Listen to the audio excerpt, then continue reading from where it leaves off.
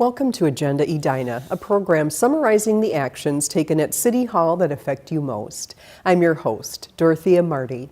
The city has established an affordable housing trust fund. The city's affordable housing policy includes a provision that allows housing developers to comply by making a cash payment to the city in lieu of providing affordable housing units. Cost is $100,000 per unit. The city refers to this payment as the buy-in fee.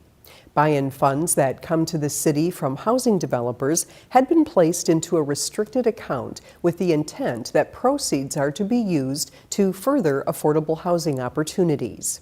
Creating the trust fund formalizes the practice. And what these funds do is they really allow for some flexibility on how we can implement affordable housing strategies. So we use these funds for our tax classification reduction for affordable housing. And an energy efficiency grant. And there aren't any other really good sources of funds for pilot programs, and so we were able to use these to help with naturally occurring affordable housing. Having the Affordable Housing Trust Fund may also make the city eligible for state funds allocated for affordable housing. The city now has formal guidelines for developers who are proposing projects within the Greater Southdale District. For nearly 4 years, a work group made up of Edina residents and business leaders contemplated the future evolution of the Greater Southdale District. The work group developed the Greater Southdale District Plan and the Design Experience Guidelines, the latter of which was approved by the City Council earlier this month. The Design Experience Guidelines are not a substitute for city zoning codes and ordinances, but instead provide substantial background for developers and design teams, and a framework from which to approach proposed projects in the district. But it puts it in the context of people in the district first. If you look at a walk down the street, people don't walk down the street and say, hey, they really got that FAR right. But when they experience the Southdale District in the future, they might walk away saying, boy, that was really a pleasant walk. And it has nothing to do with the kind of the dimensional qualities that somebody might put into a zoning ordinance, but the dialogue that happens at the very beginning. The guidelines also give the Planning Commission and City Council guidance for evaluating projects in the area.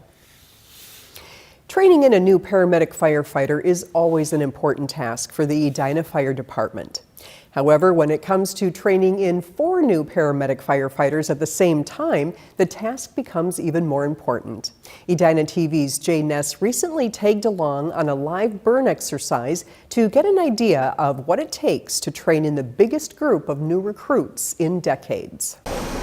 At the Burnsville Training Facility, 4 of Edina's newest firefighters are being put to the test. They're awesome. We're excited to have them, and they're working hard. The new recruits are Thomas Heggie, Ivan Mazurkowitz, Daniel Schlick, and Tyler Heggie. Everybody talks about Edina Fire like they're one of the top tier departments, so I knew pretty early on that that's where I wanted to land. This process actually was a little bit different than anything we've done in the past. This is our first time putting this many people on at once. So it's much more dynamic and complicated.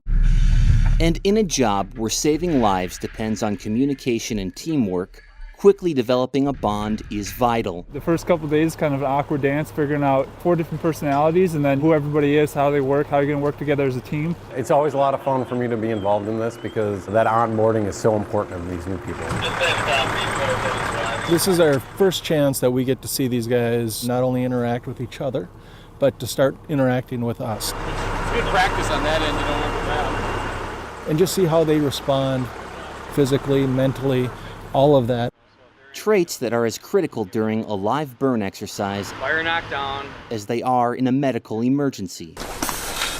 I feel like, we're really kind of figuring each other out. That's a good sign, since paramedic firefighters are in high demand. We're on a continuing trend. Our call volume increases every year. The number is improved. We needed more staffing to really provide the level of service that we're looking for in the city. And to ensure that, it takes an investment in training and making the new recruits feel welcome. The staff, they're all super welcoming, inviting, feel right at home. We often say that this is our second family, right? We eat, sleep, play, work. We're doing everything with them. You're going to crack it open. You want to see if you can find the location of the fire. But the real benefit is to residents who will now have an extra paramedic firefighter readily available. Our shifts are going to go up by one person to 9-man shifts. There's a lot of jobs that need to happen right away at a house fire. Think about how much you need to get to the scene of the fire. So The effort they're putting in, the camaraderie that's building up between the four of them shows me what they're going to be like once they hit shift. So as they take their oaths, the hope is it's the start of a lifelong journey of service. I'm really looking forward to getting on shift work. Appreciate being on the department. Glad to be here. In Edina, Jay Ness, Edina TV. The addition of 4 new staff means that the Edina Fire Department's 3 paramedic firefighter shifts are now fully staffed.